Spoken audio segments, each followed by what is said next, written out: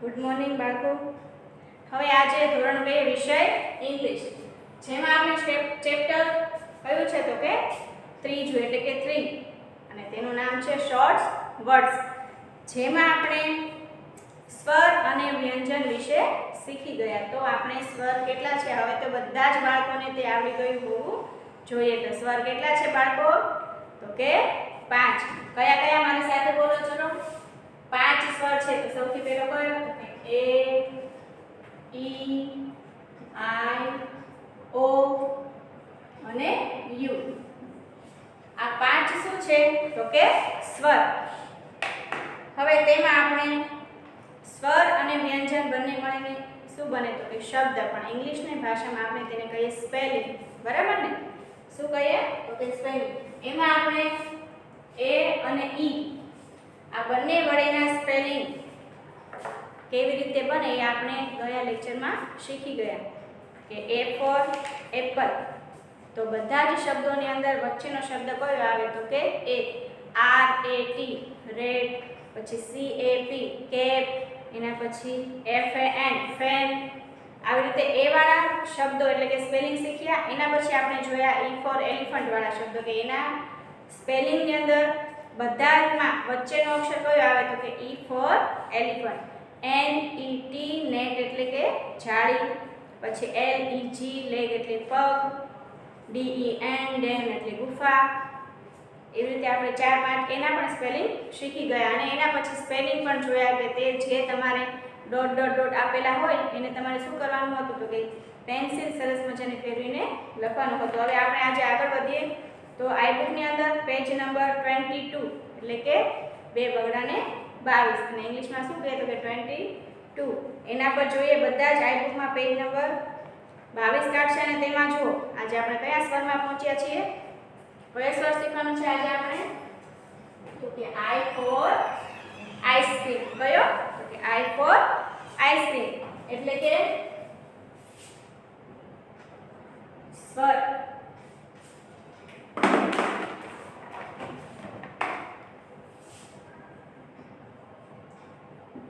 સ્વર આઈ four ice cream એટલે કે ઈ વાળા શબ્દ.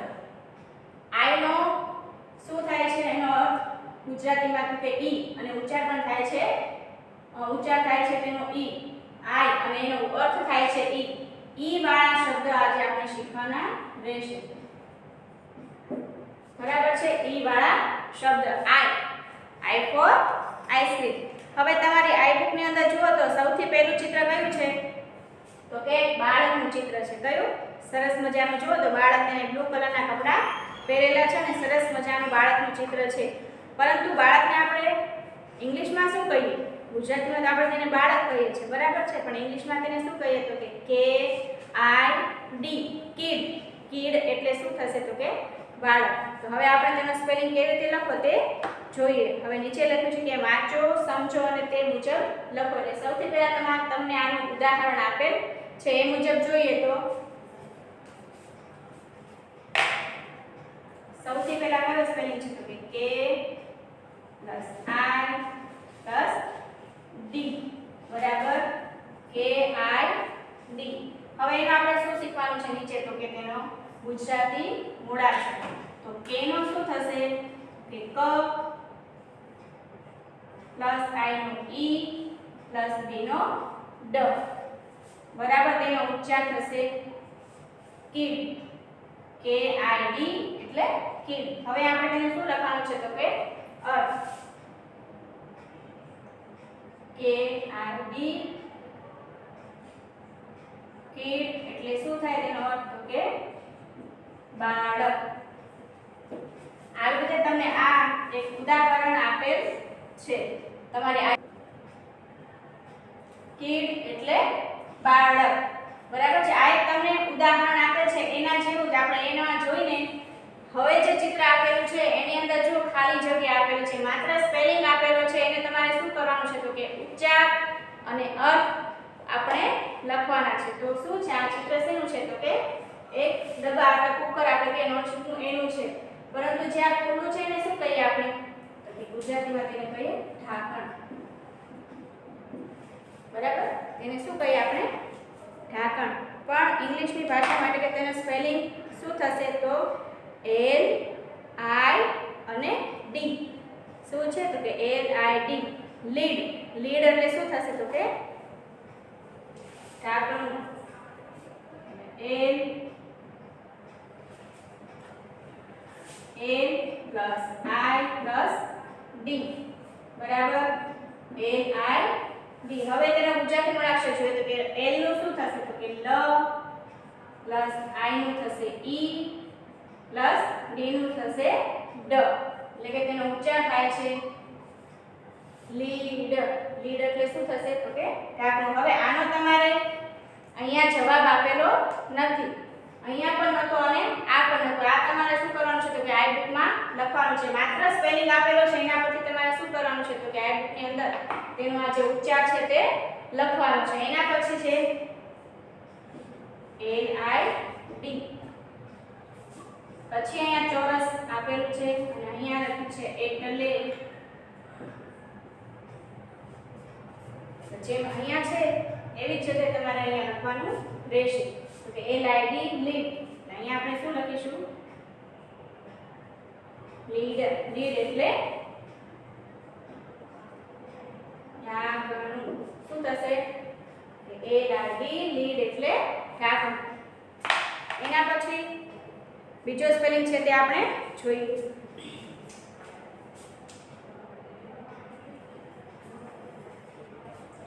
આ બધા જ સ્પેલિંગ તમારે બાળકો યાદ રાખવાના રહેશે એના પછી તમારે આ બધા જ સ્પેલિંગ ઉચ્ચાર વ્યવસ્થિત જાતે લખવાના આવશે આગળ એટલે આ બધા સ્પેલિંગ સાથે સાથે બધા જ બાળકો કાકા કરતા જજો એના પછી જુઓ તો શેનું ચિત્ર આપેલું છે તો કે પિન દોરેલી છે P I અને N પિન એટલે શું થશે તો કે ટાંકણી તો જોઈએ આપણે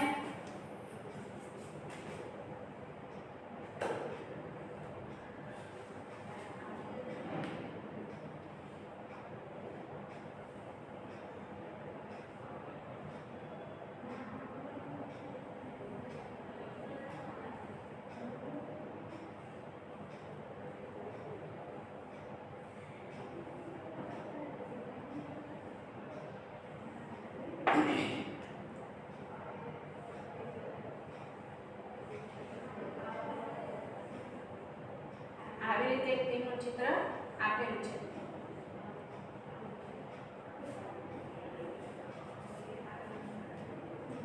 તો તેનું શું થશે તો કે P plus I plus N બરાબર P I N બધા જ મૂળાક્ષરોની અંદર વચ્ચેનો અક્ષર કયો આવશે તો કે I for આઈસ્ક્રીમ બધા શબ્દ સ્પેલિંગ ની અંદર એ જ શબ્દ આવશે P નું શું થશે તો કે પ પ્લસ I નું થશે E N નું થશે ન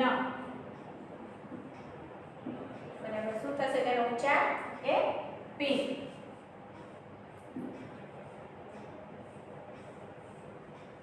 અહીંયા પણ બે બોક્સ ખાલી આપેલા છે આપણે તેનું શું લખવાનું છે તો કે ઉચ્ચાર અને અર્થ અહીંયા શું લખીશું આપણે તેનો ઉચ્ચાર P I N કે પીન પીન એટલે શું થશે તો કે ટાંકણી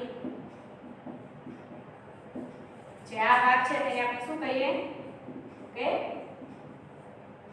ટાંકણી હવે એના પછી ચિત્ર આપેલું છે જુઓ તો શેનું છે તો કે એક ડબ્બાનું ચિત્ર આપેલું છે શેનું છે તો કે એક ડબ્બાનું અને માત્ર સ્પેલિંગ લખેલું છે T I N ટીન એટલે શું થાય તો કે ડબ્બો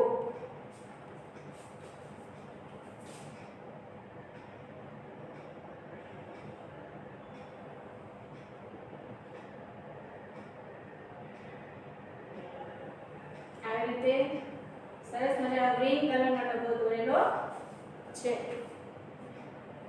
જોઈએ આપણે તેનો પણ સ્પેલિંગ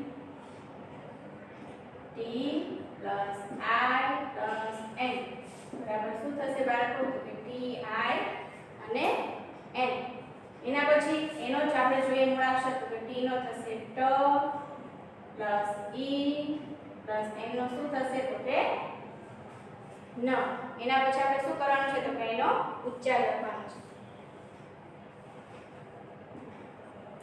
ટીન. હવે આના જેવું કે TIN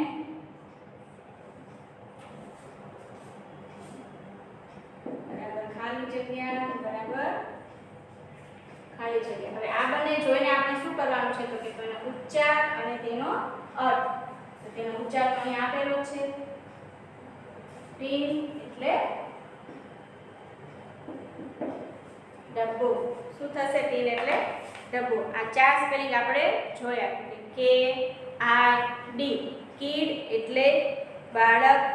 પછી LID લીડ એટલે શું થશે તો કે ઢાંકણું. એના પછી PIN પિન એટલે શું થશે તો કે ટાંકણી. અને એના પછી છેલ્લે આપણે જોયું કે TIN ટીન એટલે ડબ્બો. આ ચારે ચાર સ્પેલિંગના ઉચ્ચાર અને અર્થ સાથે આપણે સ્પેલિંગ કેવી રીતે બને એ જોયું. હવે એના પછી જોઈએ તો કે સ્પેલિંગ વાંચો, ઘૂંટો અને લખો.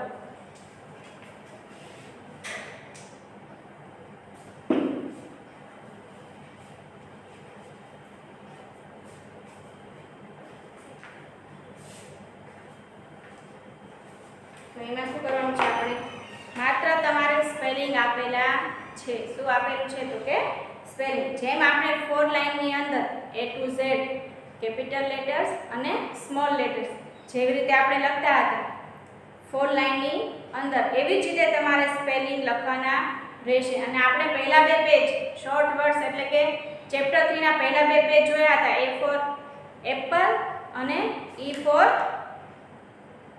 ઈ વાળા શબ્દો. એવી જ રીતે આપણે અહીંયા પણ બધા જે સ્પેલિંગ વાંચો, ઘૂંટો અને લખો એ આપેલું છે. એમાં જે શબ્દ આપેલા છે નીચે સ્પેલિંગ એ બધા જ કેપિટલ લેટર્સમાં છે નહીં, પણ કઈમાં છે તો કે સ્મોલ લેટર્સ. એટલે કે 4 લાઈનની લાઈનમાં આપણે કેવી રીતે લખીએ છીએ એવી જ રીતે સ્મોલ લેટર્સ લખવાના છે. જે આપણે આગળ શીખી જ ગયા છે એ મુજબ જોઈએ. સ્પેલિંગ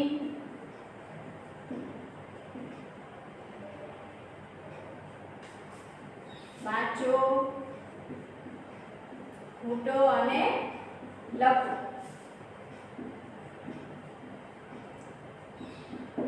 ઘણા બાળકોને એબીસીડી આવડતી હોય ના આવડતી તો તમારે CW નોટની અંદર જ્યારે પણ ટાઈમ મળે ત્યારે એબીસીડી લખવી, પોતાની જાતે લખવાનો પ્રયત્ન કરો કે 4 લાઈનમાં તમારે એના કારણે સરસ મજાના અક્ષર આવે અને તમને કયો અક્ષર કેવી રીતે લખવો એ પણ સમજ પડે.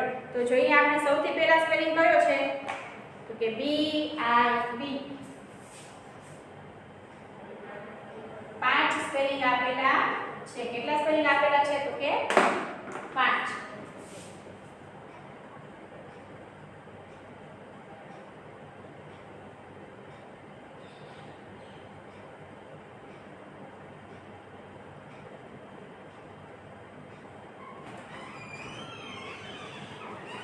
આજે 5 સ્પેલિંગ તમારે માત્ર શું કરવાનું છે જોઈ જોઈને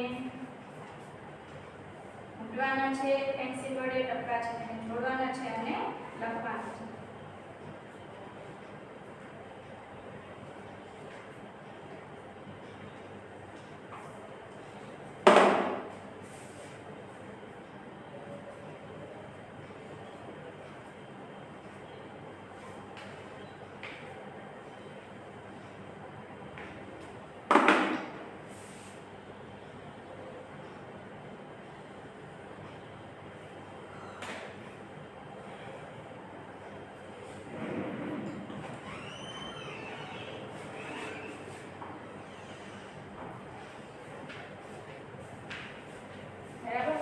આપેલું છે એમાં તમારે 5 સ્પેલિંગ સૌથી પહેલા કઈ રીતે આપેલા છે તો ડોટ ડોટ ડોટ વડે ટપકા ટપકા આપેલા છે. સૌથી પહેલો સ્પેલિંગ કયો છે તો કે BIB. બધા જ સ્પેલિંગ ની અંદર વચ્ચેનો અક્ષર કયો આવશે તો કે I. એના પછીનો બીજો સ્પેલિંગ છે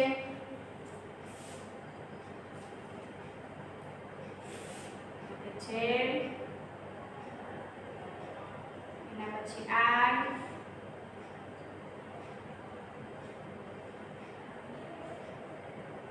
અને P. ઝીપ. એના પછી S I અને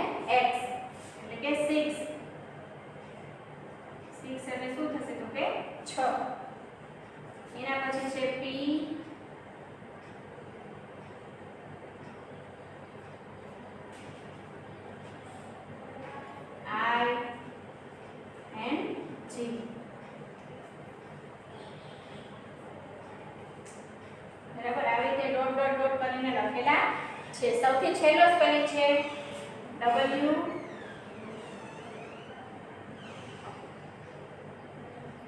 I N G. બરાબર. સૌથી પહેલો B I D બી. બી બદલે શું થશે તો કે બી બદલે થશે લાડ્યું. એના પછી છે Z I P zip. zip એટલે ચેન. એના પછી છે 6. આમાં તમારે અર્થ કે ઉચ્ચાર જોવાના નથી, માત્ર તમારે સ્પેલિંગ જોઈને લખવાના છે, પણ માત્ર તમને સમજ પડે સ્પેલિંગને એટલા માટે તમને ઉચ્ચારને અર્થ કહું છું. જીપ એટલે ચેન. S I X 6 એટલે કે 6. એના પછી P I G pig એટલે થશે ડુક્કર. અને W I G wig એટલે કે જે આપણે માથાની અંદર જે નકલી આપણે વિગ નાખીએ છીએ ને, નકલી વાળ જેને કહીએ એને વિગ એટલે કે W I G wig એટલે વિગ. પણ તમારે શું કરવાનું છે તો કે માત્ર આના પર પેન્સિલ ફેરવવાની છે. જે ડોટ ડોટ ડોટ આપેલા છે એની ઉપર સરસ મજાની પેન્સિલથી તમારે લખવાનું છે. અને બધા જ બાળકોને સરસ રીતે લખતા આવડે જ છે, બરાબર ને? 4 લાઈનની નોટની અંદર આવી જ રીતે તમારે લખવાનું રહેશે. B I B. એના પછી Z I N P. હવે આ P છે આપણે સ્મોલ લેટર્સનો P, તો આપણે એને કયા લાઈન સાથે જોડે છે તો કે નીચેની જે રેડ લાઈન હોય છે, લાલ લાઈન, એની સાથે જોડવાનું રહેશે. એના પછી S I X 6. 6 એટલે 6. એના પછી P I N G. P I G pig એટલે ડુક્કર. એના પછી W I N G.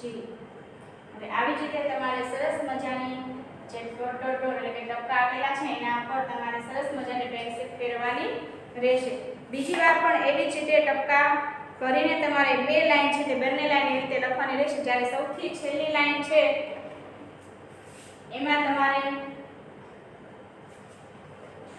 જાતે લખવાનું છે. બે વાર તમે પેન્સિલ ટપકા પર ફેરવશો એના પછી તમારે શું કરવાનું છે તો કે જાતે લખવાનું રહેશે.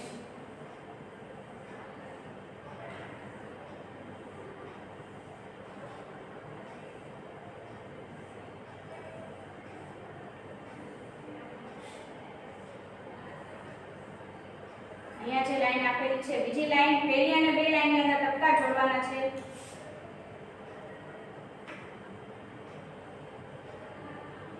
છેલ્લી જે લાઈન છે તે પોતાની જાતે તમારે લખવાનું રહેશે. તેમાં ડોટ ડોટ ડોટ આપેલા હશે નહીં.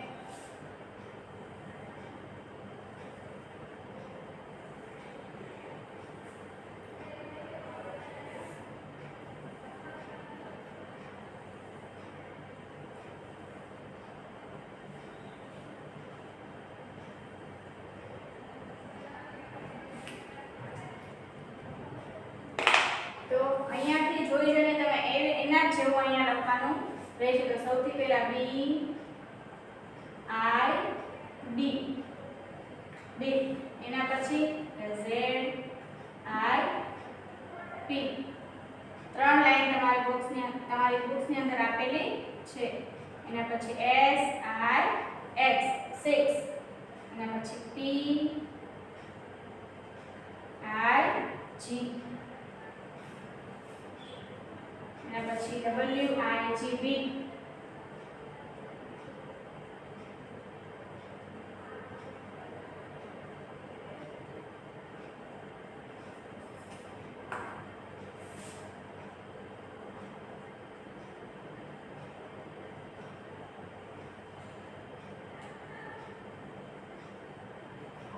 બરાબર. આવી રીતે તમારે ત્રણેય લાઈન કમ્પ્લીટ કરવાની રહેશે.